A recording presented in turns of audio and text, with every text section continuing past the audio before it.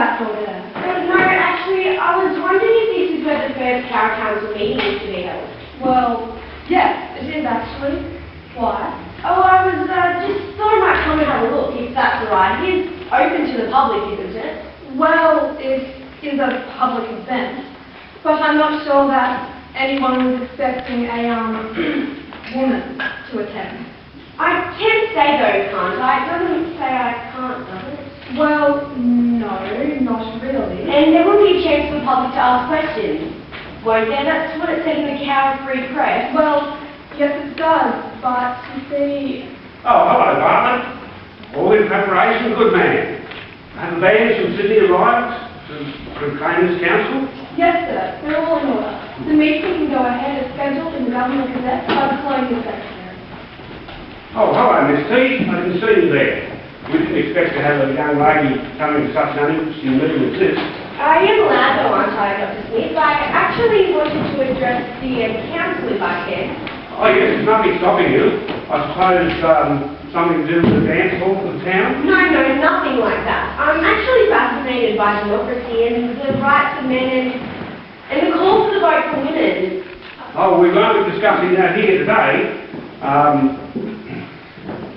It's just a little council far from Sydney on its first day. Isn't that right, Bartlett? Yes, sir, just starting off. Are all elected aldermen now here? Yes, we don't want to spend any more time than necessary here. Gentlemen, time for our first meeting, I believe. Yes, gentlemen, if you're all in your appointed places, we can get things on the way. Do we sit or stand? Stand at present. In the name of Her Majesty, Queen Victoria, Queen of England, Ireland, Scotland and Wales, Empress of India and Sovereign of the British Commonwealth, and under the seal of the Government, I hereby proclaim on this 23rd day of July 1888 the establishment of the Council of the Borough of Cowra in New South Wales. Gentlemen and ladies, in view of the significance of the event before us today, I ask you to join in the singing of the national anthem, God Save the Queen. God save our gracious Queen, long live our noble Queen. God save the Queen, send her victorious, happy and glorious, long to reign over us. God save the Queen. You may be seated. Now, gentlemen, the first order of business will be election of the mayor, being by the majority of aldermen frequently elected at the elections of all eligible landholders of property worth more than £50.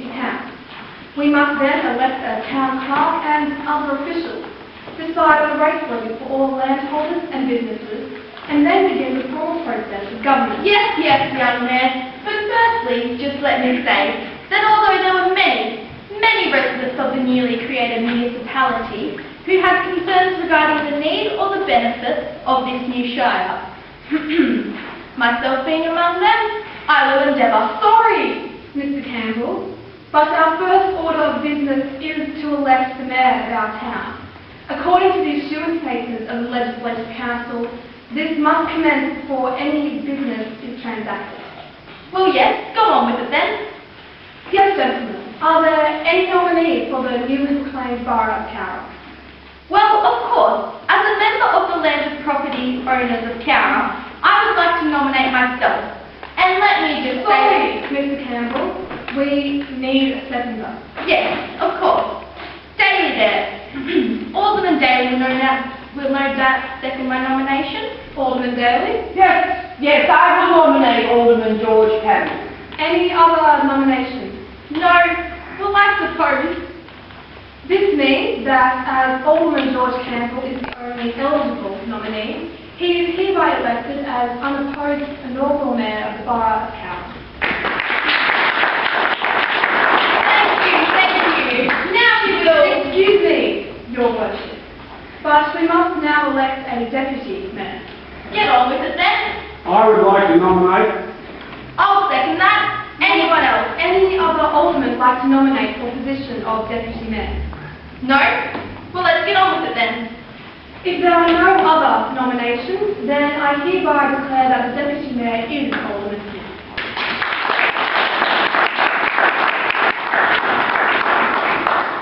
Yes. I hereby declare this inaugural meeting of the Council for the Borough of Cowra open. Now, Mr. Bartlett, I think Sorry, Your Worship, a few more formalities must be adhered to. Most councils in our position offer ratepayers a chance to address the council on any issue of importance for no more than 2 minutes. All right. Does anyone else have an address they would like to make to council? Yes, there is something I want to bring before this newly elected body.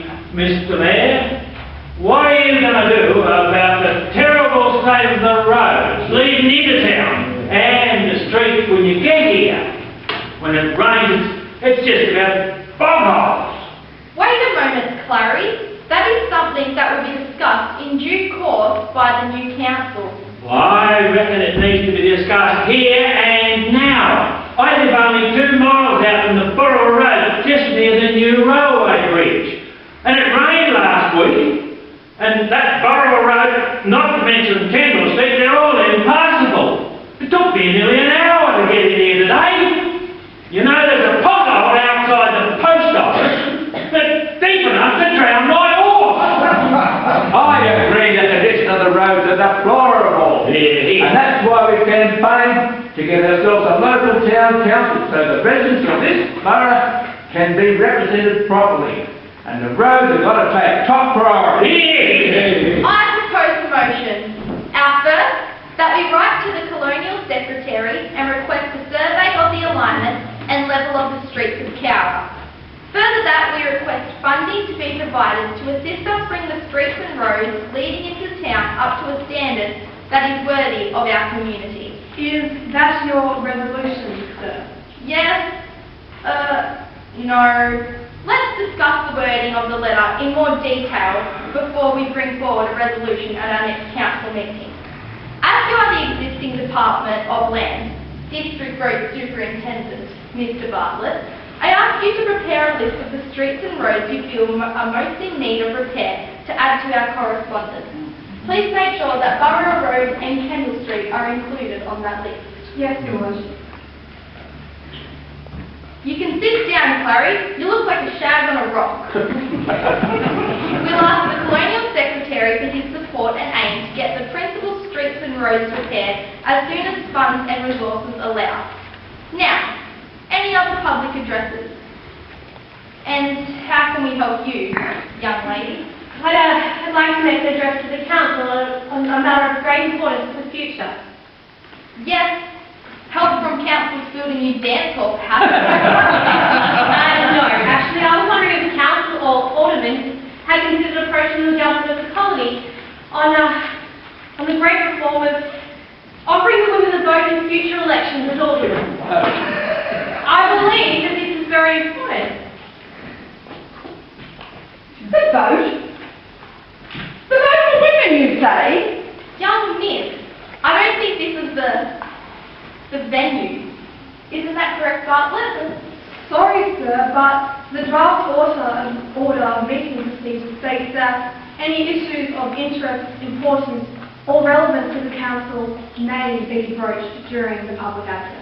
It will never happen. British democracy is based On on... the principle that we're all ruined, people, women and men, have an equal right to vote and be represented. All men, not women, are equal among the law. Women are inherently, psychologically, too emotional to be able to decide on issues of this importance.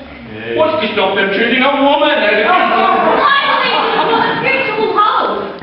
But first step, we must see that women and men are treated equally and have the equal right to vote and be represented by their council if they so wish. It's nonsense on the first order. It will not happen. It may. It was only a few decades ago that we had our first legislative council appointed for New South Wales. Now we have a legislative assembly that all eligible men in New South Wales are able to vote on. Eventually, our colonies may agree to form a country, a nation on this island continent. Form a joint government with those flush, showy Victorians. It will never happen. Look